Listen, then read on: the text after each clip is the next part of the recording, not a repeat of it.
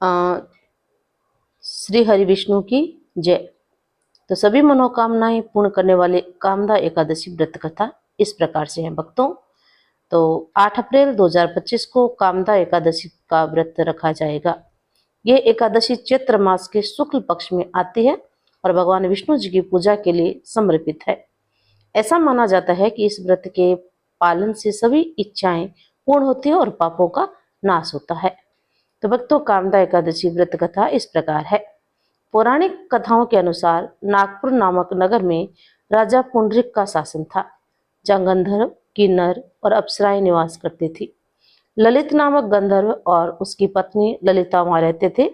एक बार ललित सभा में गान प्रस्तुत कर रहा था, लेकिन अपनी पत्नी के विचारों में खो जाने के कारण वह स्वर में गलती कर बैठा। राजा को ये अपमानजनक लगा और उन्होंने क्रोधित होकर ललित को राक्षस बनने का श्राप दे दिया। इससे ललिता अत्यंत दुखी हुई और उसने ऋष्यमुख पर्वत पर जाकर श्रृंगी ऋषि से अपने पति के उद्धार का उपाय पूछा। ऋषि ने उसे चैत्र शुक्ल एकादशी का व्रत करने की सलाह दी। ललिता ने विधि पूर्वक इस व्रत का पालन किया, जिसके प्रभाव से ललित का राक्षस रूप समाप्त हो गया और वह अपने गंधर्व स्वरूप में लौट आया। तो कामदा एकादशी व्रत का महत्व है। कामदा एकादशी का अर्थ है इच्छा पूर्ति करने वाली एकादशी।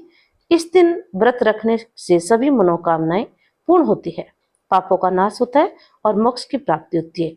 व्रत विधि: प्रातःकाल स्नान और संकल्प करना चाहिए और शुद्ध जो है मन साफ रखना चाहिए, स्वच्छ वस्त्र धारण करना चाहिए। ब्रह्म मुहूर्त में उठ करके घर की सफाई करें, स्नान करें, उसके बाद व्रत का संकल्प करें।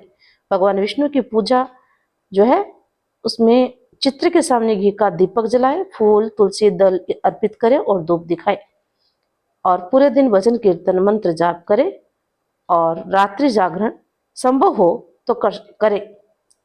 पारण का समय: व्रत का पारण 9 अप्रैल 2025 को प्रातः 6:01 से 8:34 के बीच किया जा सकता है।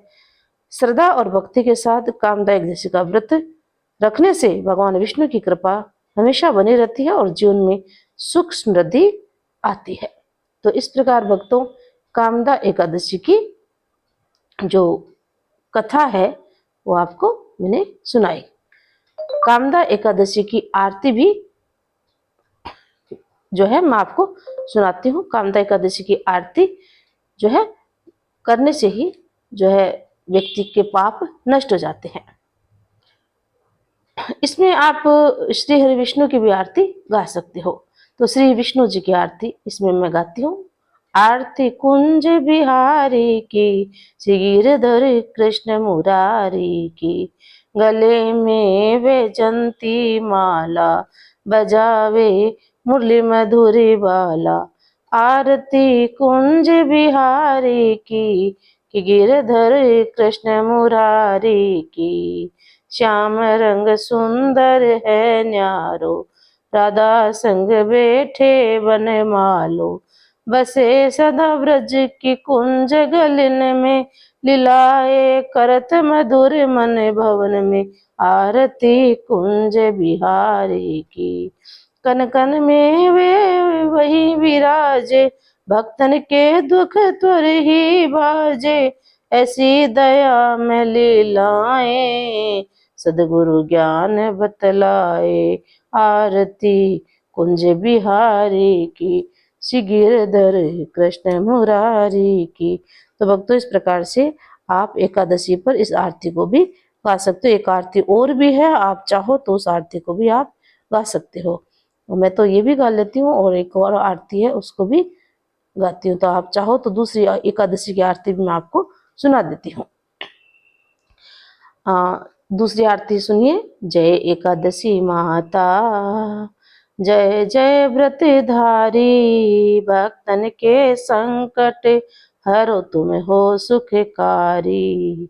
जय एकादशी माता, ध्यान धरे जो तेरा, कष्ट मिटे उसका, तेरे व्रत से मिलता फल सुबह अद्भुत सा। जय एकादशी माता। पद्मा सुधा विजय और जया नाम है तेरा, साल में आती बारे बार मंगलकारी तेरा। जय एकादशी माता। हरे कृष्ण का नाम जपे तेरे दिन रखे उपवास, मन वचन और क्रम से, मन वचन और क्रम से वो पावन हर श्वास। जय एकादशी माता। विष्णु प्रिय है तू व्रत तेरे विशेष जो करे तेरा पूजन, मिल जाए प्रभु का देश। जय एकादशी माता। आरती जो कोई गावे भक्ति भाव से समर्पण, सुख समृद्धि शांति पावे, सुख समृद्धि शांति पावे, मिटे सभी कष्टों का बंधन। जय एकादशी माता। जय जय व्रतधारी, भक्तन के संकट हारो, तुम हो सुखकारी। तो इस प्रकार से भक्तों एकादशी की आरती है, और उसका आरती करने के बाद भक्तों एक बार पुनः बोले कामदा एकादशी की जय। कमेंट बॉक्स में श्री हरि विष्णु जरूर